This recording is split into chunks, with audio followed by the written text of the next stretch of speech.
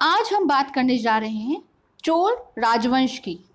दक्षिण भारत के इतिहास में हम पूर्व मध्यकालीन भारत में हमने पिछले लेक्चर में जब राष्ट्रकूट वंश की और त्रिपक्षीय जो संघर्ष हुआ था उसके बारे में जाना था। आज हम जो दक्षिण भारत इतिहास में प्रसिद्ध राजवंश रहा है चोल राजवंश, इसके बारे में जानेंगे। चोल राजवंश में जो सैन्य प्रशासन व्यवस्था थी, न्यायिक प्रशासन व्यवस्था थी और सबसे महत्वपूर्ण जो इसकी स्थानीय प्रशासन व्यवस्था है, इसके बारे में हम जानेंगे। साथ ही चोल साम्राज्य में जो कला संस्कृति रही है उसके बारे में हम विस्तार से जानेंगे। तो आज का जो ये पार्ट 1 है, इसमें हम चोल राजवंश में जितने शासक रहे उनके बारे में और जो प्रशासन व्यवस्था थी इसके बारे में हम विस्तार से जानेंगे। Hello friend, I am Nitya Sharma. Welcome to the थूल एकेडमी। आप हमसे जुड़ सकते हैं फेसबुक के माध्यम से, व्हाट्सएप के माध्यम से और टेलीग्राम के माध्यम से, जिसकी लिंक आप यहाँ देख पा रहे हैं। चोल राजवंश की अगर हम बात करते हैं तो जैसा कि आप यहाँ पर मैप में देख पा रहे होंगे, दक्षिण भारत का ये जो चोल राजवंश था, ये न केवल भारत में बल्कि इन्होंने विदेश में भी अपना साम्राज्य विस्तार किया था। ये हम देखेंगे किस तरह से इन्होंने मालदीव में अपना जो मालदीव है वहाँ पे भी इन्होंने अपना आधिपत्य स्थापित किया था और किस तरह से इन्होंने जो समुद्री मार्ग, तो जो व्यापारिक अगर हम बात करते हैं तो किस तरह से इन्होंने व्यापारिक नियंत्रण रखा था और सबसे महत्वपूर्ण तथ्य जो स्थानीय व्यवस्था है उसके बारे में हम जानेंगे। तो इस प्रकार अगर हम बात करते हैं तो समुद्री मार्ग को में व्यापार को प्रशस्त किया, विशाल नौसेना का गठन किया और अनुराधापुर, जिसको कि वर्तमान में श्रीलंका के नाम से जानते हैं, श्रीलंका से लेकर मालदीव तक इन्होंने अपने राज्य का विस्तार किया। साथ ही अगर हम बात करते हैं तो ये राजवंश अपनी कला और संस्कृति के लिए इसमें भी, और जो स्थापत्य कला की अगर हम बात करते हैं उसमें भी इस वंश का विशेष योगदान था। आइए हम जानते हैं चोल राजवंश में जो महत्वपूर्ण शासक थे उनके बारे में। चोल राजवंश की अगर हम बात करते हैं तो जो चोल साम्राज्य था ये करीब 850 ईस्वी से 1267 ईस्वी तक ये साम्राज्य रहा। इस साम्राज्य में जो स्थापना की गई थी ये विजयालय द्वारा। इसके बाद जो शासक रहे हैं आदित्य प्रथम, जो कि विजयालय के पुत्र थे। आदित्य प्रथम के बाद परांतक हुए, परांतक के बाद राजराज प्रथम, राजराज प्रथम के बाद राजेंद्र प्रथम आए, जिनके द्वारा तंजौर के मंदिर का निर्माण करवाया गया जो कि विश्व प्रसिद्ध है, जिसको हम जब इस कला संस्कृति के बारे में जानेंगे उसमें हम विस्तार से चर्चा करेंगे। इसके बाद राजेंद्र प्रथम के बाद राजाधिराज शासन में आए, राजाधिराज के बाद राजेंद्र द्वितीय शासन में आए, राजेंद्र द्वितीय के बाद वीर राजेंद्र के बाद अधिराजेंद्र और अधिराजेंद्र के बाद जो कुलोतुंग प्रथम आए। तो जो चोल साम्राज्य में जो शासक थे, कुलोतुंग प्रथम की अगर हम बात करते हैं तो कुलोतुंग प्रथम के बाद और भी उत्तराधिकारी हुए। अगर हम स्थिति की बात करते हैं तो जो अंतिम शासक रहा है वो था राजेंद्र तृतीय इस वंश साम्राज्य का। तो ये तो आपने अभी जो देखा ये हो गई इनकी हायरार्की की जो चोल साम्राज्य में है उसमें ये शासक थे। इन शासकों के बारे में हम आगे जानते हैं विस्तार से।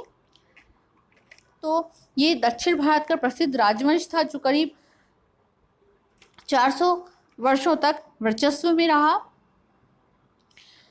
इस वंश की स्थापना विजयालय के द्वारा की गई थी। विजयालय ये जो करीब 850 से 880 लगभग 30 सालों तक ये शासन में रहे। विजयालय के द्वारा 850 में तंजौर पर कब्जा कर लिया गया।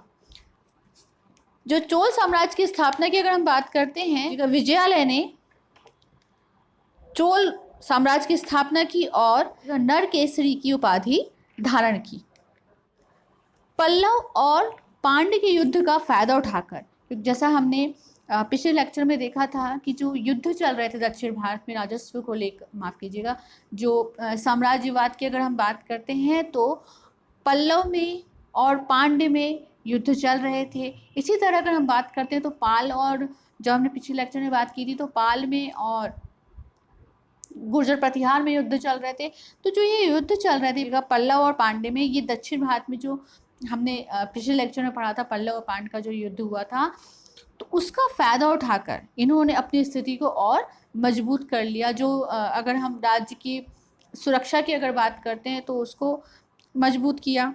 राज्य की स्थापना है चोल वंश की, वो विजयालय के द्वारा की गई, और अपनी जो राज्य व्यवस्था है इसको मजबूत किया गया विजयालय के द्वारा। तो इस तरह अनेक विजयों के बाद एक साम्राज्य का विस्तार किया। करीब 994 से 1002 तक सैन्य अभियान से चालुक्य तथा कलिंग के गंग शासकों को परास्त किया। इसी तरह 1004 से 1012 के मध्य नौसेना अभियान चलाया, जिसमें श्रीलंका के उत्तरी क्षेत्र में नियंत्रण किया, और जो श्रीलंका का जो उत्तरी क्षेत्र था जहाँ पर इन्होंने नियंत्रण किया, उसका नाम बदल के फिर क्या रख दिया था, मुमंडी चोल मंडलम। तो इस प्रकार मालदीव में भी विजय प्राप्त की। इस प्रकार का हम बात करते हैं तो राजराज प्रथम ने जितने भी युद्ध किए, जितना साम्राज्य विस्तार किया, इसका हमें विवरण मिलता है तंजौर और तिरुवलनाडु अभिलेखों में। तो इस प्रकार अगर हम बात करते हैं तो राजराज प्रथम द्वारा चोल साम्राज्य का विस्तार किया गया, जिसे मालदीव तक विस्तारित किया गया। आगे हम बात करते हैं राजेंद्र प्रथम की। राजराज प्रथम के बाद राजेंद्र प्रथम शासन में आए। ये करीब 1012 से 1044 ईस्वी तक शासन में रहे।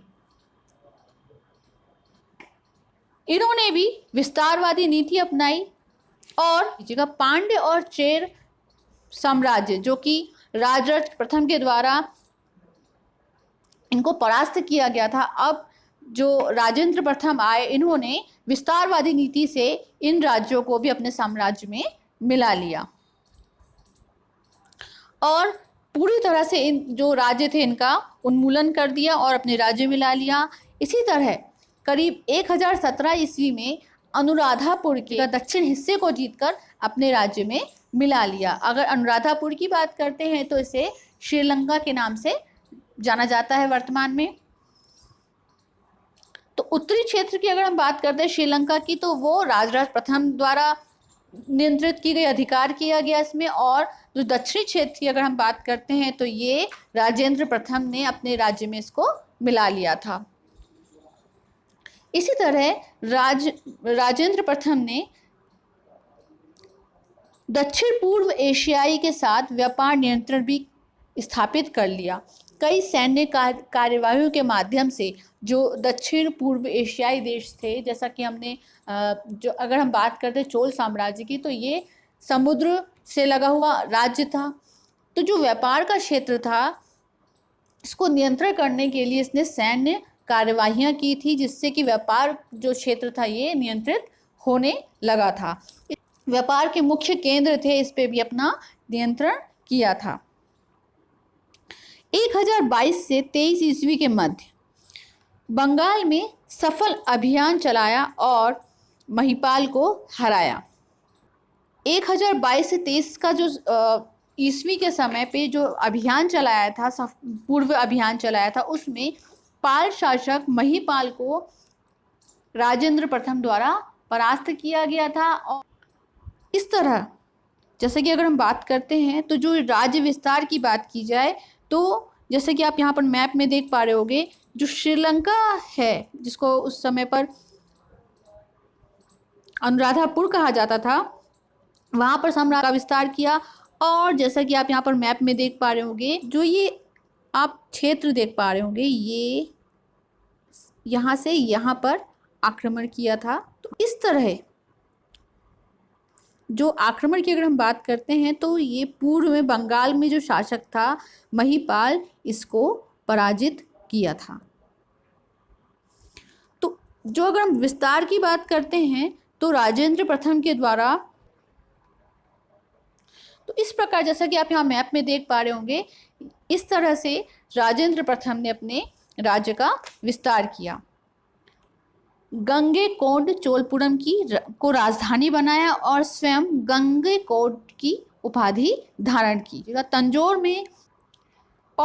में ही गंगैकोंडेश्वर मंदिर का निर्माण करवाया, जो कि विश्व प्रसिद्ध है।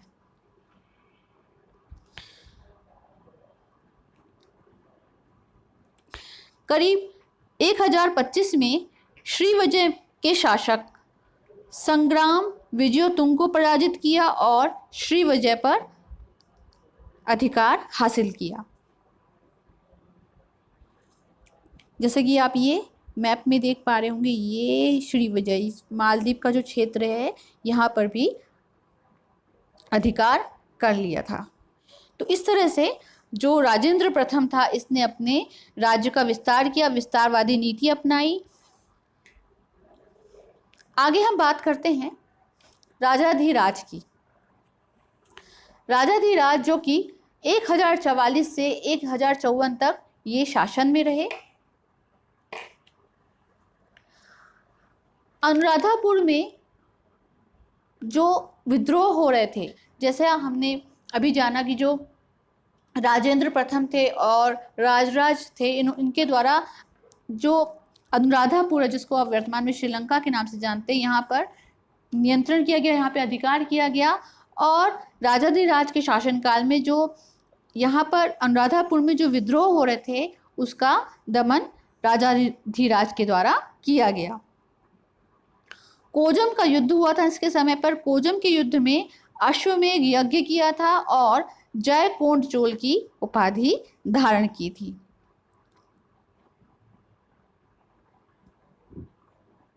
राजाधिराज के बाद राजेंद्र द्वितीय शासन में आए, जो कि करीब 1054 से 63 तक ये शासन में रहे। इनके समय पर भी ये युद्ध चल रहा था और इन्होंने रणभूमि में ही राज्याभिषेक करवाया था और युद्ध में सफलता हासिल की थी। तो इस तरह हमने जाना राजाधिराज और राजेंद्र द्वितीय के बारे में। आगे हम बात करते हैं वीर राजेंद्र की। वीर राजेंद्र ने विवाह के माध्यम से अपने राज्य का विस्तार किया था। इन्होंने विक्रमादित्य के साथ अपनी पुत्री का विवाह करवाया। वीर राजेंद्र के बाद इनके पुत्र आए अधिराजेंद्र। इनको राज्यारोहण के पश्चात जनता ने तुरंत राजगद्दी से उतार दिया था।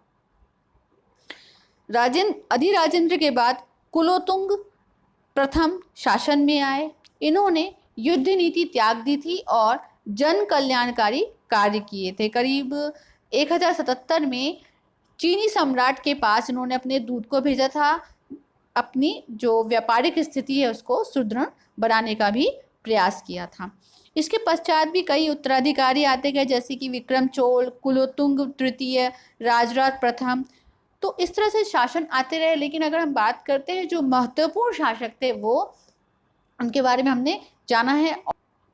तो इस चोल साम्राज्य का जो अंतिम शासक था, ये था राजेंद्र द्वितीय, जो कि 1246 से 1289 ईस्वी तक ये शासन में रहा। ये चोल वंश का अंतिम शासक था। इसने चोल शक्ति को पुनरुद्धार किया था, मतलब इसने अपने शासनकाल में काफ़ी प्रयास किए थे अपनी जो साम्राज्य को सुव्यवस्थित रखने के लिए।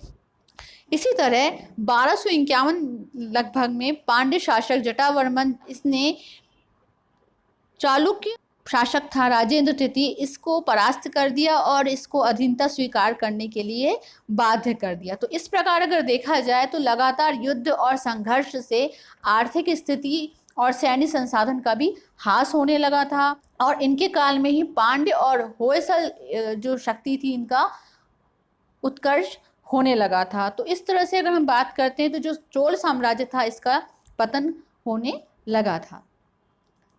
यह हम ये कह सकते हैं कि राजेंद्र प्रथम तक, माफ कीजिएगा, राजेंद्र तृतीय तक इस शासन का पतन हो गया।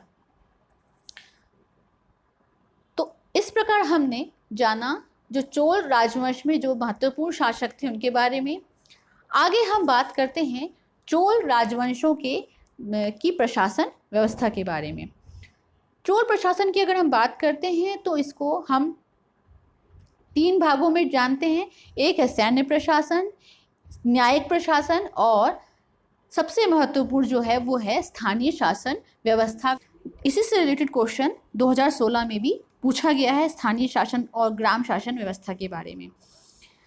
तो जो चोल प्रशासन की अगर हम बात करते हैं तो उसको हम इन 3 पार्ट में, सैन्य प्रशासन, न्यायिक प्रशासन और स्थानीय प्रशासन व्यवस्था है, इसके रूप में हम इसको प्रशासनिक व्यवस्था को जानेंगे। तो जो चोल कालीन अभिलेख हैं इनसे ज्ञात होता है कि जो चोल प्रशासन था, इनका जो शासन था ये सुसंगठित था, केंद्रीय प्रशासन व्यवस्था थी जिसमें शासन का जो प्रमुख था वो राजा होता था। और जो अगर हम बात करते हैं तो जो प्रशासन था ये कई इकाइयों में बटा हुआ था, जिसमें राष्ट्र, मंडलम, वलनाडु, नाडु, कोट्टम, ग्रामम, ऐसे ये गांव में बटी हुई व्यवस्था थी। जैसे कि आप यहाँ पे देख पा रहे होंगे, तो जो चोल प्रशासन है ये सैन्य व्यवस्था, न्याय व्यवस्था तथा स्थानीय स्वशासन के लिए ये प्रसिद्ध रही है। इसी तरह अगर हम बात करें सबसे पहले तो जो ये प्रशासन था, ये साम्राज्य था, इसमें किस प्रकार से ये प्रशासन चलता होगा, क्योंकि किसी भी साम्राज्य को चलाने के लिए सबसे ज़्यादा ज़रूरी होता है वहाँ पर जो कर व्यवस्था है, जो आय का साधन है वो किस प्रकार से था। अगर हम बात करते हैं आय के साधन की, तो चोल प्रशासन में आय का मुख्य साधन था भूमि कर। भूमि कर एकत्रित किया जाता था ग्राम सभाओं के द्वारा। जैसे हम स्थानीय व्यवस्था में बात करेंगे तो जो ग्राम सभाएं होती थी इनके द्वारा भूमि कर इकट्ठा किया जाता था। भूमि कर लिया किनसे जाता था किसानों से। किसानों को अनाज या नगद के रूप में भूमि कर देना होता था, जिसमें भी उनको सुविधा हो ये उस हिसाब से कर दे सकते थे, जो कि उपज का 1/3 भाग होता था। विशेष स्थितियों में जैसे अकाल की अगर हम बात करते हैं, बाढ़ आदि की बात करते हैं, तो इसमें उनको कर से माफ़ी थी। इसी प्रकार अगर हम बात करते हैं राजा के आय की अन्य स्रोत भी थे, जैसे कि व्यवसाय कर है, आयात कर है, चुंगी कर, वनों और कारखानों से भी जो प्राप्त आय होती थी वो राज्य की आय का प्रमुख स्रोत थे। अर्थव्यवस्था में हम इसके बारे में और डिटेल में जानेंगे। तो इस प्रकार अगर हम बात करते हैं तो आय के साथ साथ कुछ व्यय की मदें होती थी। जैसे कि अगर हम बात करते हैं तो आय आ रही है तो व्यय कहाँ कहाँ जा रहा था, ये राजा, राज परिवार में, नागरिक प्रशासन में, सेना में, मंदिर और सार्वजनिक जो स्थल होते थे इनके निर्माणों में, धार्मिक अनुदान आदि में व्यय होते थे। तो इस प्रकार अगर हम बात करते हैं तो जो प्रशासन व्यवस्था थी यहाँ पर अपने आय व्यय के बारे में आपने जान लिया। अब हम आगे बात करते हैं सैन्य प्रशासन की। अगर सुरक्षा की बात की जाए और राज्य विस्तार की बात की जाए तो उसमें सबसे महत्वपूर्ण अगर भूमिका होती है वो होती है सैन्य प्रशासन की। चोल साम्राज्य में सैन्य प्रशासन जो था, यहाँ पर जो चोल शासक थे इन्होंने एक विशाल सेना का संगठन किया था, जिसके अगर हम प्रमुख अंगों की बात करते तो इसमें थे पैदल, घुड़सवारी, हाथी और नौसेना इसमें हुआ करती थी।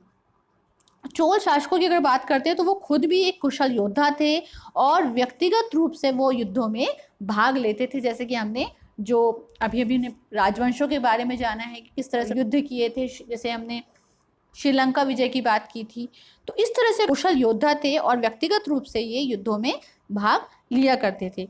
इनके पास अश्व, गज, रथ और पैदल सैनिकों की भारी मात्रा में इनके पास सेना होती थी। इसी तरह अगर हम बात करें तो जो सैन्य प्रशासन की अगर बात की जाए तो हमें कई लेख प्राप्त होते हैं जिसमें ये पता चलता है कि जो सैनिक व्यवस्था थी वो चोल प्रशासन में कुछ इस प्रकार थी। तो कुजीर मल्लर, ये गज सेना जो होती थी उसको उस समय पर कुजीर मल्लर कहा जाता था। जो अश्वारोही सैनिक होते थे उनको कुडीरेच्चे कहा जाता था और जो धनुर्धारी होते थे उनको विल्लीगल कहा जाता था। पैदल सैनिकों को बरपेई कहा जाता था। ऐसा हमें जो लेख मिले हैं, उपलब्ध लेख हैं दक्षिण भारत के, उनसे हमें ये पता चलता है। तो अभी हमने अब जाना है जो चोल साम्राज्य वहाँ की सैनिक व्यवस्था किस प्रकार से थी। इस तरह अगर हम बात करते हैं तो जो राज्य में दंड इत्यादि होते थे उनके लिए भी न्यायिक व्यवस्था थी। नियमित न्यायालयों का उल्लेख मिलता है। नरवध के अपराधी को मृत्युदंड देने का प्रमाण मिलते हैं। तो जो अगर हम बात करते हैं तो चोलकालीन लेख मिले हैं, उनसे हमें नियमित न्यायालयों का उल्लेख मिलता है, जिसमें धर्मासन किसको कहा गया है? राजा को, क्योंकि जो न्यायालय था इसमें प्रमुख जो होता था वो राजा होता था, राजा के द्वारा निर्णय लिए जाते थे। इसी तरह धर्मासन भट्ट का भी उल्लेख मिलता है।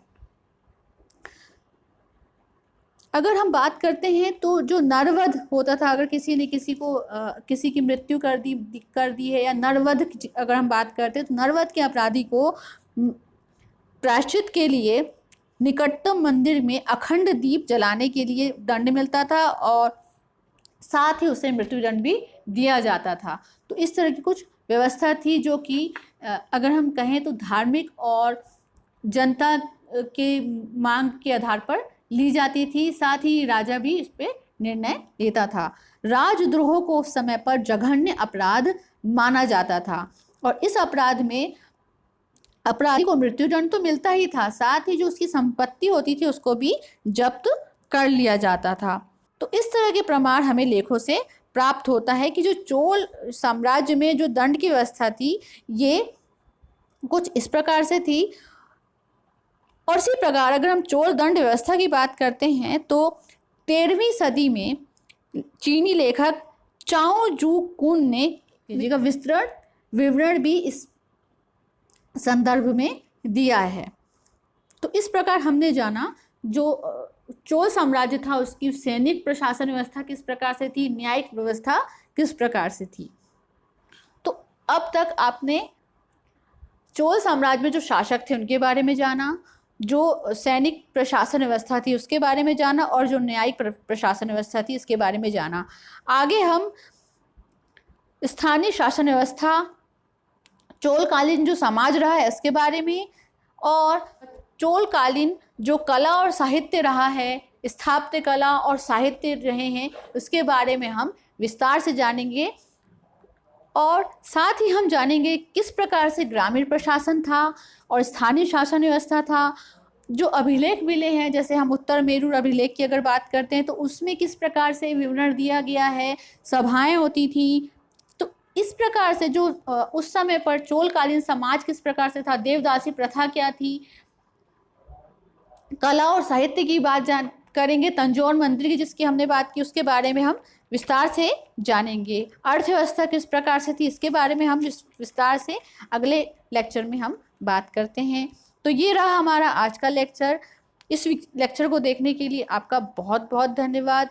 आपको आगामी परीक्षाओं की बहुत बहुत शुभकामनाएं। अपना ख्याल रखें, अपनों का ख्याल रखें। मिलते हैं हम अगले लेक्चर में। तब तक के लिए जय हिंद, जय भारत।